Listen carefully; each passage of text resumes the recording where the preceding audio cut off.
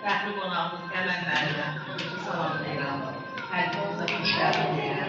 Bugün tədbiri sevə-sevə ailə ərsi edirlər.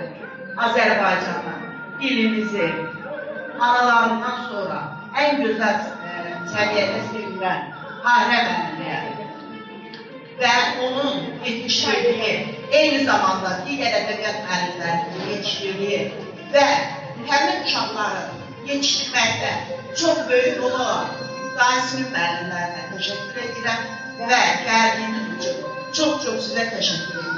Müəllimə, çox sağ olun. Həqiqətən də çox istirahət elədik. İstirahət elədik, çox gözəl bir tərbiyyə edik. Yəni, bunu zəhmət alır. Çok sağ olun, teşekkür ederim. Turgut'un Burak Bey'in edebiyat dergine. Buyurun Zeynep Hanım. Evet benimle gelin.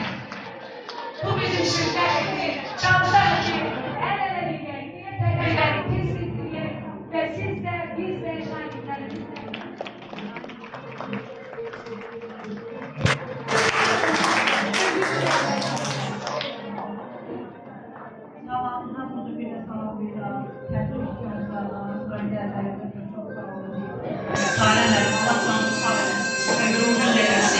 Belə tədbirlərin olmasın, bunların olmasın.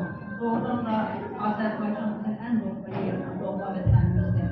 Qarabağ Azərbaycandır, Qarabağ bizim yerimizdir və heç vaxt vətən bölünməz, vətən satılmaz, vətən heç kəsə verilməz. Tədbir iştirakçılarından uşaqları da çox sağ olun deyirəm. Onların da zəhməti ələssizdir. Çox sağ olsunlar, çox fəyaldılar, çox gözəl iştirak edədilər. Onların çıxışlarından bilir. Sağ olunlar.